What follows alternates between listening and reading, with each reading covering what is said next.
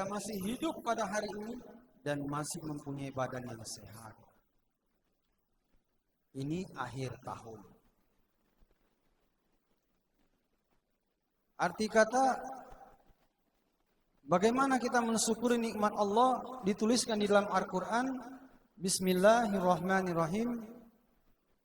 Wa iztana ala rabbukum la in sakartum la azidannakum wa la in kafartum inna azabi lasadid. Ibrahim ayat 7.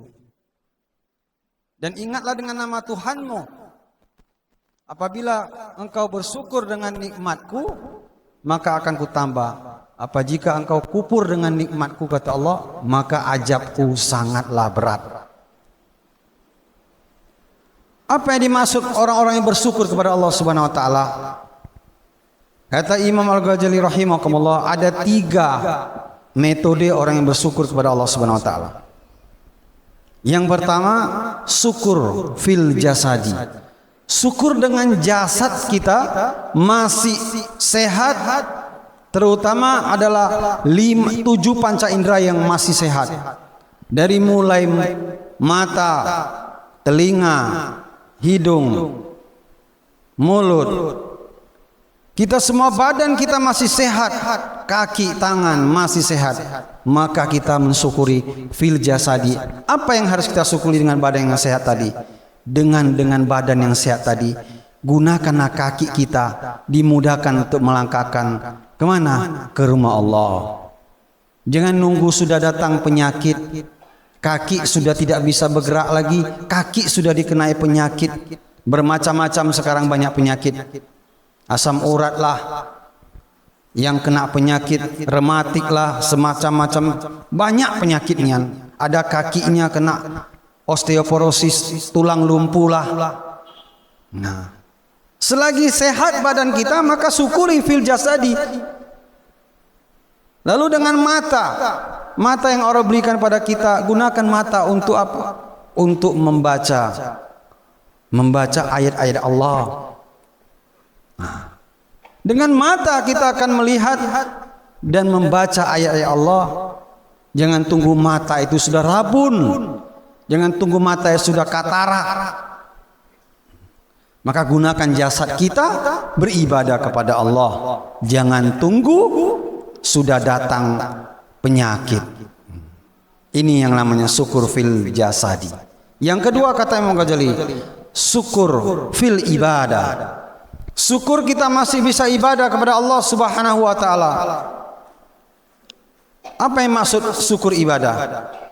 Ketika Allah tidak sibukkan kita dengan urusan dunia, Allah sibukkan kita dengan ibadah kepada Allah, maka itu bersyukur kepada Allah. 5 waktu kita tidak tinggal, apalagi ke masjid. Itu syukur ibadah. Tidak semuanya orang diberikan oleh Allah syukur ibadah. Kenapa? Boleh jadi disibukkan dengan bisnisnya, hulu hilir. Disibukkan dengan mengatur ini, mengatur itu, mengurus ini, mengurus ini, mengurus itu, tak jelas-jelas, tak habis-habis yang diurusnya. Dunia. Tapi tidak ada waktu untuk ibadah kepada Allah. Sampai-sampai hari Jumat pun datangnya terlambat. Khotib sudah naik mimbar. Ini tidak syukur ibadah. Kufur ibadah. Nauzubillah min zalik. Syukur fil ibadah. Lalu yang terakhir, syukur yang paling tinggi ini kata Imam Ghazali adalah syukur fil qalbi. Syukur dengan hati. Apa yang dimaksud dengan syukur fil qalbi? Dengan hati kita mengingat Allah. Ketika kita ibadah kepada Allah, bukan hanya formalitas saja, bukan hanya rutinitas saja, bukan. Tapi kita mengingat Allah itu setiap saat. Artinya apa? Dalam keadaan apapun kita melihat kondisi pada hari ini, ada saudara kita yang sakit, saudara kita yang meninggal, saudara kita yang kena musibah, kita punya rasa prihatin. Siapa itu ya? Siapa yang sakit? Siapa yang meninggal? Kita langsung merasa prihatin. Itu syukurnya qalbi kita hidup. Artinya kita dengan hati kita merasa empati kepada saudara kita yang dalam kekurangan. Kita masih empati. Pada hari ini banyak viral di media sosial, di Facebook, di Instagram, di media sosial. Itu ditampakkan oleh Allah begitu banyak donatur membantu orang-orang yang kadang-kadang kurang mampu. Ada yang sedang menghina orang yang jualan es, Allah muliakan dia. Bayangkan. Artinya apa? Menghina tukang es, Allah muliakan tukang es bisa umroh. Rumah dibangun. Artinya apa? Memang ini syukur fil qulbi ini tinggi pada Allah Subhanahu wa taala. Boleh jadi kita merasa ini orangnya kerjaannya hina, tapi di mata Allah belum tentu hina. Tukang sapu jalanan itu tidak hina pekerjaannya, mulia. Kalau tidak ada tukang sapu di Bangko ini, kita 2 hari saja 3 hari tidak sapu, wah gudang sampah kita. Bayangkan. Mau jadi apa? Artinya pekerjaan apapun itu tidak hina, mulia dibanding orang-orang yang diberikan oleh Allah nikmat tapi tidak mau bersyukur dengan nikmat. Sudah diberikan sekian-sekian, kata Nabi Muhammad SAW dalam hadisnya, andaikan engkau diberikan 1 gunung Uhud emas, engkau meminta 2 gunung Uhud emas. Andaikan engkau diberi 2 gunung Uhud emas, engkau akan meminta 3 gunung Uhud emas. Maka kata Rasulullah SAW, sumpalkan tanah ke mulutnya, innalillahi wa inna ilaihi rajiun. Artinya apa? Tidak pandai mensyukuri nikmat Allah. Kerjaan kita apapun, mau jadi tukang sapu jalanan, tukang ojek, tukang jual es, syukuri nikmat itu. Kenapa? Boleh jadi Allah itu melihat apa yang kita cari ini menjadi ibadah kepada Allah. Rezeki yang kita dapat dari keringat dari pagi hingga sore, itu yang akan dinilai oleh Allah. Boleh jadi orang yang duduk di kantor, belum tentu dia mulia kalau dia tidak mensyukuri nikmat Allah. Dengan rezeki yang Allah beri, dia akan merasa peduli kepada orang yang lemah. Boleh jadi.